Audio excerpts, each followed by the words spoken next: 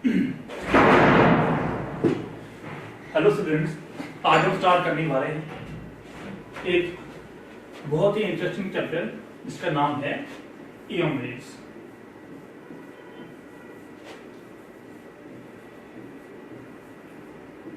इसको हम EM W भी कहते हैं या और एक नाम दैट इज इलेक्ट्रोमैग्नेटिक वेव्स कहते हैं। इस चैप्टर को स्टार्ट करने से पहले हम ये देखेंगे कि इसकी हिस्ट्री कहां से आई है, कि जो इलेक्ट्रोमैग्नेटिक वेव है इसका आइडिया कहां से आया है। आपने पहले पढ़ा होगा जो कि फैराडे ने दिया था कि अगर आप एक मैग्नेटिक फील्ड को चेंज करते हो वहां से बनता है इलेक्ट्रिक फील्ड, कि मैग्नेटिक फील्ड को आप चेंज करोगे वहां से बनता है आपका इलेक्ट्रिक फील्ड। आपने इस जो हमने इससे पहले चैप्टर पढ़ा है आपने वो उसमें पढ़ा होगा बेटा।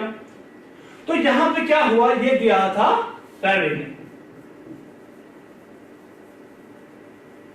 इसके बाद क्या हुआ और एक साइंटिस्ट आया जिसका नाम था मैक्सवेल। उसका जो थॉट था वो इसके बिल्कुल अपोजिट था। उसने कहा कि अगर हम मैग्नेटिक फील्ड को चेंज करेंगे वहां से बनता है इलेक्ट्रिक फील्ड। क्या ये पॉसिबल है? अगर हम इलेक्ट्रिक फील्ड को वेरी कराएं वहां से क्या मैग्नेटिक फील्ड जनरेट होगा?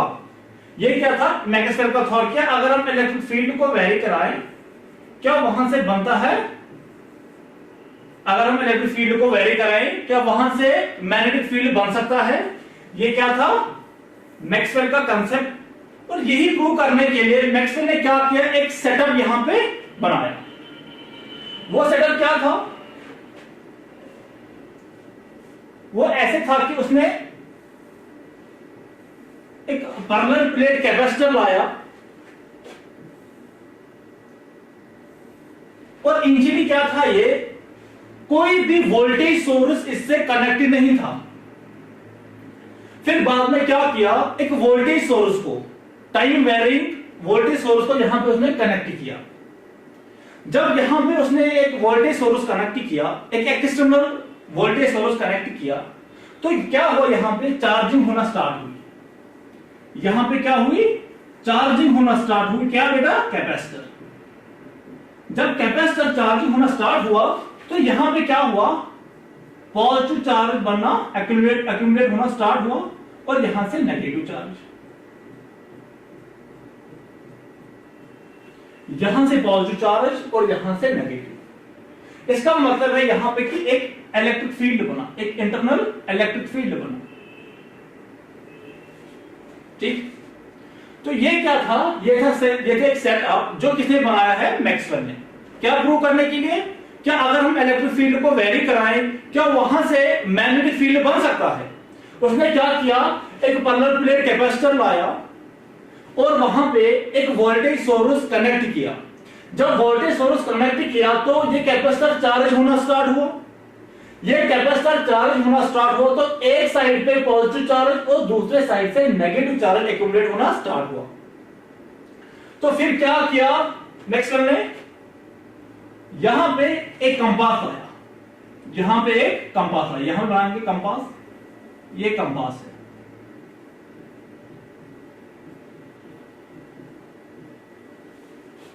यहां पे कंपास लाया और आपको पता है कि जो कंपास की वर्किंग है वो इस तरीके से है कि कंपास में डिफ्लेक्शन अगर आई इसका मतलब है कि वहां पे मैग्नेटिक फील्ड है। तो पहले क्या किया, कंपास यहां पे रखा, ये है कंपास।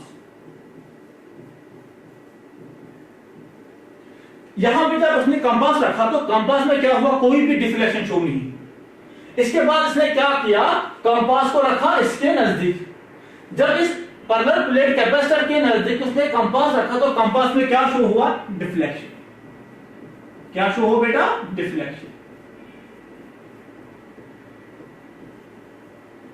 कंपास में डिफ्लेक्शन का शो होना ये यहां पे प्रूव करता है कि हां, क्या आपने क्या किया, इलेक्ट्रिक फील्ड को वेरी कराया। उस इलेक्ट्रिक फील्ड को वेरी कराने से यहां पे एक मैग्नेटिक फील्ड बना। उस मैग्नेटिक फील्ड की वजह से कंपास में डिफ्लेक्शन आई। उससे कंपास में डिफ्लेक्शन आई। तो ये क्या था, ये था मैक्सवेल का कंसेप्ट। तो जो हमारे पास पहले कंसेप्ट था जो दिया था फैराडे ने, वो क्या था कि अगर हम मैग्नेटिक फील्ड को चेंज कराए हमें मिलता है इलेक्ट्रिक फील्ड। ठीक है बेटा, या उसको ऐसे भी कर सकते हैं,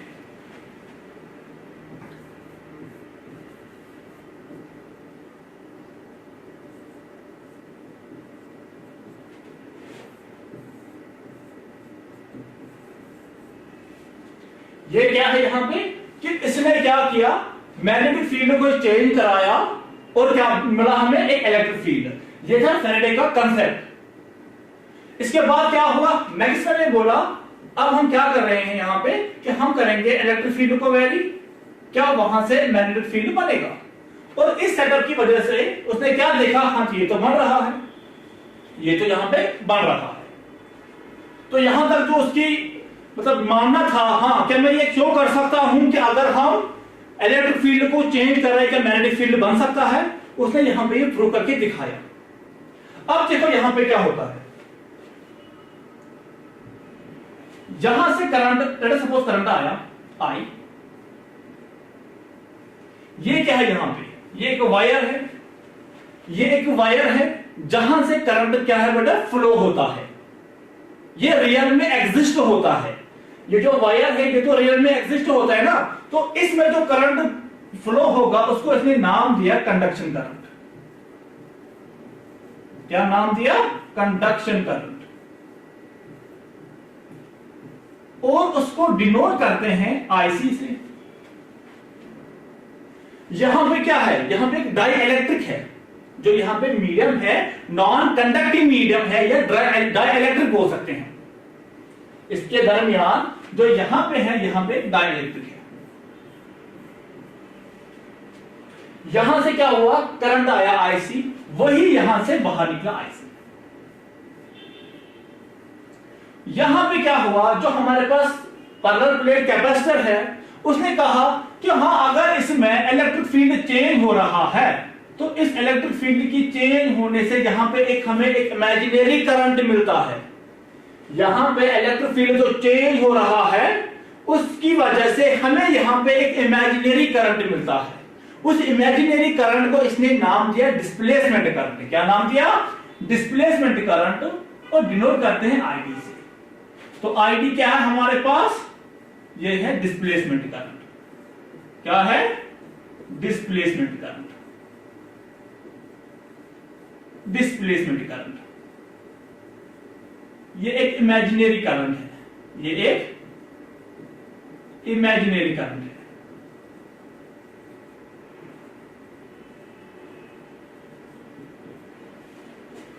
तो कंडक्शन करंट वो वाला करंट है जो रियल में यहां से एक वायर से जाता है, और जो हमारे पास कैपेसिटर्स के बीच में करंट है जो कि इमेजिनरी करंट हम मानते हैं, उसको नाम दिया डिस्प्लेसमेंट करंट, जो इलेक्ट्रिक फील्ड, जो वेरिंग इलेक्ट्रिक फील्ड की वजह से यहां पे बनता है। ये मैक्सवेल ने बोला। खाली इतना ही नहीं, जो यहां पे डिस्प्लेसमेंट करंट है इसको हम कैसे कैलकुलेट कर सकते हैं। जो यहां पे डिस्प्लेसमेंट करंट है इसको हम कैसे यहां पे कैलकुलेट कर सकते हैं, वो भी इसने यहां पे हमें दिखाया। देखो अगर हम मान के चलेंगे कि यहां पे जो हमारे पास प्लेट्स हैं उनपे जो चार्ज डेंसिटी है वो है सिग्मा। वो क्या है, सिग्मा। तो हमें पता है कि E is equals to sigma upon epsilon not, sigma upon epsilon not. और जो सिग्मा है वो बराबर है Q upon A epsilon not. ये आपको पता होगा बेटा, तो पता होना चाहिए आपको इक्वेशन। आपने ये इलेक्ट्रोस्टैटिक में पढ़ा होगा, और आपने ये भी पढ़ा होगा कि E is equals to V upon D। E is equals to V upon D capacitor के केस में। तो हम आगे चलते हैं। तो हमारे पास यहां पे क्या आया कि E is equals to Q upon A epsilon not. अगर हम स्मॉल एलिमेंट की बात करें, that is d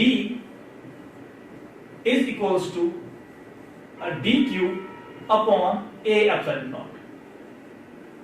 late us suppose ये इक्वेशन 1, इसको हम इक्वेशन 1 नाम देते हैं, और आपको ये पता होगा कि I is equals to q upon d। आपने ये 10th में भी पढ़ा होगा कि I equals to q upon d। तो क्या हम इसको लिख सकते हैं ऐसे कि I is equals to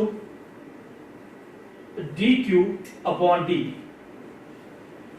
dq upon dt। तो ये हमारे पास इक्वेशन सेकंड आ गई। हम यहां पे क्या करेंगे, देखो हमारे पास इक्वेशन है d जो कि बराबर है dq। क्या dq को हम यहां से लिख सकते हैं I dt? हाँ, लिख सकते हैं। तो हम यहां पे लिखेंगे dq की जगह पे I dt डिवाइड बाय यहां पे a epsilon not, a epsilon not, और यहां से I हमारे पास निकाल के आया d upon dt a epsilon not. और हम ऐसे लिख सकते हैं कि I is equals to epsilon not d upon dt phi of e, phi of e। तो जो हमारे पास फाई ऑफ e है ये बराबर है E इंटू ए, इलेक्ट्रिक फ्लक्स। और जो यहां पे I निकल के आया ये क्या है, इसी को हम यहां पे बोलते हैं डिस्प्लेसमेंट करंट। तो ये आया epsilon not d upon dt phi of e, phi of e। तो हमारे पास ये इक्वेशन यहां पे निकल के आ गई। या हम ऐसा भी कर सकते हैं, इसको मॉडिफाई कर सकते हैं। तो कैसे मॉडिफाई करेंगे, इसको हम कैसे मॉडिफाई कर सकते हैं, देखो हमारे पास जो इक्वेशन है वो ये वाली है। तो हम इसको लिखेंगे I is equals to a epsilon not d upon dt का e, ये लिखेंगे। और E को हम क्या ये लिख सकते हैं, जो मैंने आपको ये यहां पे कहा था कि E equals to v upon d। क्या मैं यहां पे लिख सकता हूं I is equals to a epsilon not d upon dt v upon d। d को बाहर निकालेंगे हम, क्योंकि d क्या है बेटा, distance between the parallel plate capacitors, उसको हम बाहर निकालेंगे क्योंकि उसको हमने वेरी नहीं किया है। तो यहां पे क्या होगा, यहां पे I निकल के आएगा a epsilon not upon d और dv अपॉन dt। यहां पे जो आपके पास ये वाला मिला, जो ये आपको मिला, ये आपने ये पढ़ा होगा पैरेलल प्लेट कैपेसिटर की जो कैपेसिटेंस होती है वो इसके बराबर होती है। तो क्या हम इसको ऐसे लिख सकते हैं, I is equals to c dv upon dt, d upon dt। तो हमारे पास अब यहां पे डिस्प्लेसमेंट करंट को कैलकुलेट करने के लिए कितने फॉर्मूलाज हैं।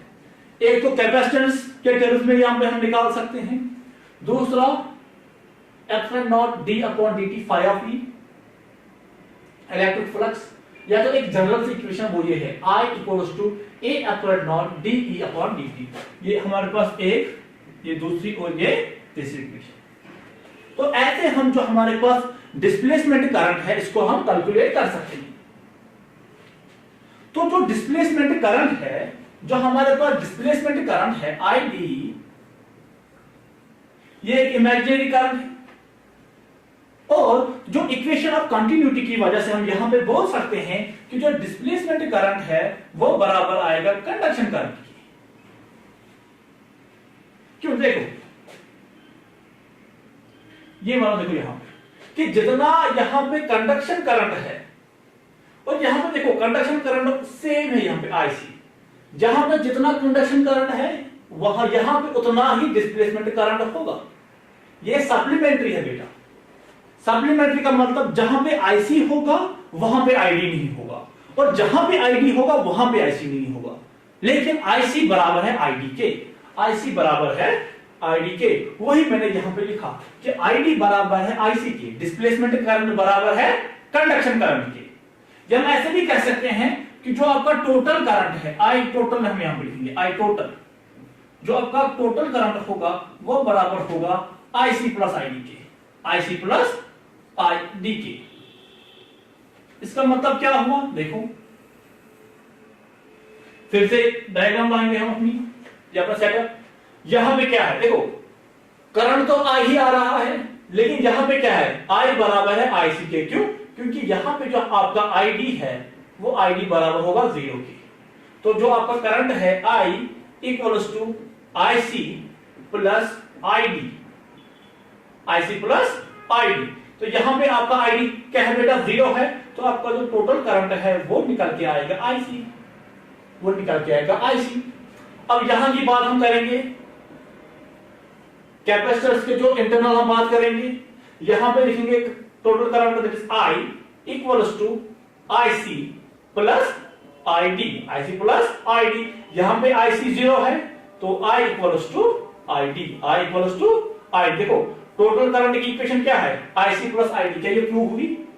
मतलब है कि टोटल करंट तो आई ही है, क्या है बेटा, वो तो आई ही है, लेकिन यहां पे आईसी के टर्म में हम लिखते हैं, यहां पे आईडी के टर्म में हम लिखते हैं। ये क्या था हमारे पास, डिस्प्लेसमेंट करंट। जब हमें डिस्प्लेसमेंट करंट मिला तो जो हमारे पास इक्वेशन है, जो एम्पियर ने दी थी हमारे पास, वो क्या थी इक्वेशन, वो ऐसे थी, B dot dl is equals to mu naught summation of I, summation of I. Summation of I का मतलब टोटल करंट है। क्या हम ऐसे लिख सकते हैं इसको, new not IC plus ID, IC plus ID. और जो है हमारे पास न्यू नॉट, ऐसे लिखेंगे हम इसको, आईसी को हम सिर्फ ऐसे लिखेंगे, लेकिन आईडी को हम क्या लिखेंगे, देखो यहां पे हमने आईडी को कैलकुलेट किया कि E naught epsilon naught D upon D T phi of E. तो क्या था ये, epsilon naught D upon D T phi of E. ये सारा कुछ क्या था, डिस्प्लेसमेंट करंट को निकालना।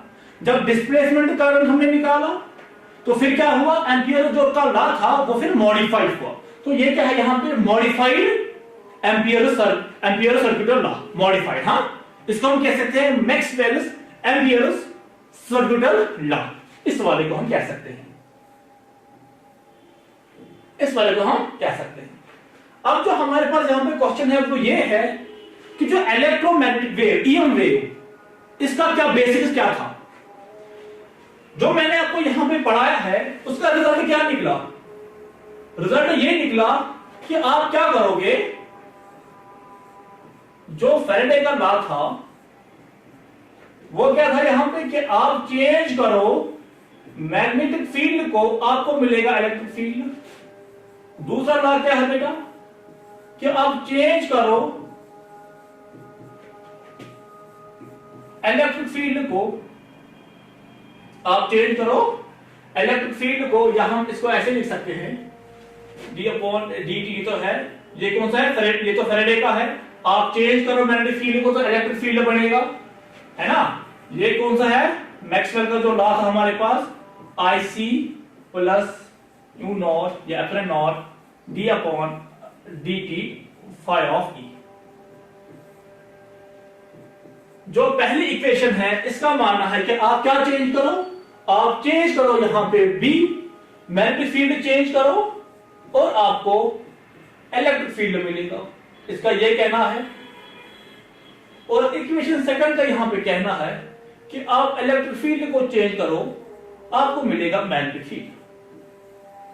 ये दो इक्वेशन, और भी दो इक्वेशन हैं जो आपने पढ़ी होगी इलेक्ट्रोस्टैटिक में और मैग्नेटिज्म में। वो क्या है, E dot D S Q upon epsilon या B dot D S equal to 0। ये चार इक्वेशंस हैं। मैक्सवेल ने क्या किया, इन चार इक्वेशन को, जो चार इक्वेशन यहां पे लिखी है, इन चार इक्वेशन को उसने क्या किया, रिलेट करने की कोशिश की। इन चार इक्वेशन को रिलेट करने की कोशिश की। जब उसने इस पे काम किया, मैथमेटिकली काम किया, तो उस यहां पे उसका क्या निकला, एक रिजल्ट निकला। वो रिजल्ट क्या निकला कि जो इलेक्ट्रिक फील्ड है, क्या है, जो इलेक्ट्रिक फील्ड है और जो मैग्नेटिक फील्ड है, इलेक्ट्रिक फील्ड और मैग्नेटिक फील्ड जो है वो डिफरेंट ही नहीं है।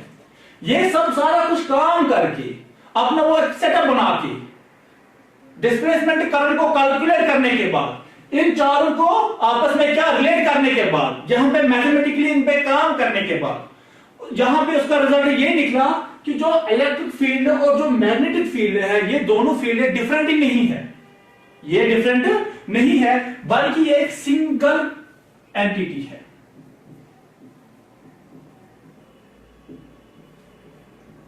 ये एक ही है, ये एक ही है। चाहे आप मैग्नेटिक फील्ड की बात करो, चाहे इलेक्ट्रिक फील्ड की बात करो, दोनों सेम है। लेकिन फर्क क्या है, कभी ये इलेक्ट्रिक फील्ड में आती प्रेजेंट, फिर चेंज हो गया मैग्नेटिक फील्ड में, फिर चेंज, फिर इलेक्ट्रिक फील्ड। पहले इलेक्ट्रिक फील्ड या पहले मैग्नेटिक फील्ड, फिर चेंज हो गया। अगर हम मानेंगे कि पहले इलेक्ट्रिक फील्ड थी, फिर चेंज हो गया मैग्नेटिक फील्ड, मैग्नेटिक फील्ड फिर चेंज हो गया इलेक्ट्रिक फील्ड, फिर इलेक्ट्रिक फील्ड से मैग्नेटिक फील्ड। ठीक है, तो क्या अगर हम मान के चलेंगे कि इलेक्ट्रिक फील्ड को चेंज किया तो हमें क्या मिला, magnetic field, time very magnetic field. Magnetic field को चेंज किया, हमें मिला इलेक्ट्रिक फील्ड। इलेक्ट्रिक फील्ड से हमें मिला मैग्नेटिक फील्ड। ये टाइम वेरिंग है ना, ये टाइम के साथ चेंज होती है। इलेक्ट्रिक फील्ड टाइम के साथ चेंज होकर मैग्नेटिक फील्ड बनती है, मैग्नेटिक फील्ड टाइम के साथ चेंज होकर इलेक्ट्रिक फील्ड बनती है। और क्या है, ये इनका ये जो इनका जहां पे चेंज होना, ये रेस्ट पे नहीं होता है, ये स्पेस में प्रोपेगेट करते हैं, ये स्पेस में कंटिन्यूअसली प्रोपेगेट करते हैं। तो यहां पे मैंने आपको क्या कहा कि जो मैक्सवेल है उसने कहा कि इलेक्ट्रिक फील्ड और मैग्नेटिक फील्ड दो क्वांटिटी यहां पे नहीं है, ये सिंगल एंटिटी यहां पे है। और यहां पे जो है इसको इसने नाम दिया, यहां पे इन दोनों को मिला के मैं इसको रब करता हूं यहां पे। ठीक है, तो जो इलेक्ट्रिक फील्ड मैं यहां पे बनाता हूं, जो उसने क्या कहा था कि जो इलेक्ट्रिक फील्ड है, इलेक्ट्रिक फील्ड और जो मैग्नेटिक फील्ड है,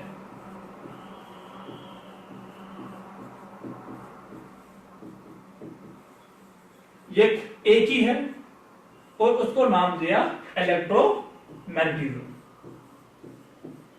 इलेक्ट्रोमैग्नेटिज्म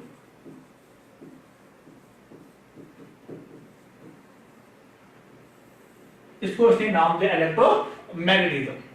और मैंने आपको यहां पे और एक यहां पे बात बताई कि ये स्पेस में प्रोपेगेट करते हैं कंटिन्यूअसली।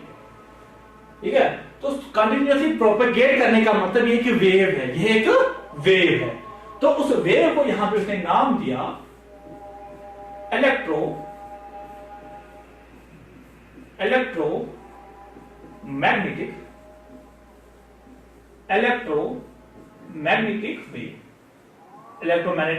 वेव। ये ऐसे भी हम कह सकते हैं EM वेव, या हम ऐसे भी कह सकते हैं EMW।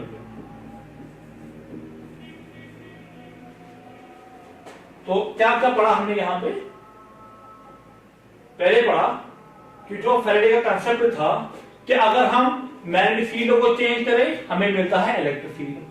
फिर मैक्सवेल ने क्या किया, इसका अपोजिट सोचा कि अगर हम इलेक्ट्रिक फील्ड को चेंज करें क्या हमें मैग्नेटिक फील्ड मिलेगा। उसको प्रूव करने के लिए यहां पे उसने एक सेटअप बनाया, कलर प्लेट कैपेसिटर्स, और यहां पे देखा हाँ चेंज तो होता है, मैग्नेटिक फील्ड तो बनता है इलेक्ट्रिक फील्ड को चेंज करने की वजह से। और यहां पे एक कंसेप्ट आया डिस्प्लेसमेंट करंट, किसका, डिस्प्लेसमेंट करंट। और यहां पे उसने जो डिस्प्लेसमेंट करंट है उसको कैलकुलेट करना भी सिखाया कि कैसे हम डिस्प्लेसमेंट करंट को यहां पे निकाल सकते हैं। जब ये निकाला फिर क्या उसने बोला कि जो हम आपके पास एम्पियर सर्किट लॉ है उसको हम कैसे मॉडिफाई कराएंगे। और यहां पे आईडी की टर्म आई, फिर उसने कहा कि यहां पे जो 4 इक्वेशंस हैं इनको यूज करके, ये बेसिक्स है, इन 4 को यूज करके उसने ये कहा कि जो इलेक्ट्रिक फील्ड है, जो यहाँ पे इलेक्ट्रिक फील्ड है और जो मैग्नेटिक फील्ड है ये एक ही है, कि कभी इलेक्ट्रिक फील्ड बन जाती है, कभी मैग्नेटिक फील्ड बन जाती है ना, और ये स्पेस में कंटिन्यूअसली प्रोपेगेट होती रहती है। तो जो ये दोनों है उसको उसने नाम दिया इलेक्ट्रोमैग्नेटिज्म। जो ये कंटिन्यूअसली प्रोपेगेट होती है स्पेस में, तो उसको उसने नाम दिया इलेक्ट्रोमैग्नेटिक वेव और ईएम वेव और ईएमडब्ल्यू। यहां से इसका बेसिक्स बेटा, या इसकी हिस्ट्री बोलेंगे। जो अभी तक हमने पढ़ा वो क्या था? History of EM waves, history of EM waves. तो अगर आपसे कोई पूछेगा कि जो ईएम वेव का कंसेप्ट है ये कहां से आया, आप यही सब उसको बोलना, ठीक है, यहां से। और आप यहां से भी निकाल सकते हो कि जो आपकी लाइट है, जो आपकी लाइट है, यहां पे अगर आपसे कोई पूछेगा कि जो लाइट है बेटा, जो कि लाइट है वो कैसे ईएम वेव है, आप यहां से भी उसको निकाल के दिखा सकते हो। आज के लिए इतना ही, जो हमारा बचा है वो नेक्स्ट लेक्चर में हम कवर करेंगे। आज के लिए इतना ही, थैंक यू।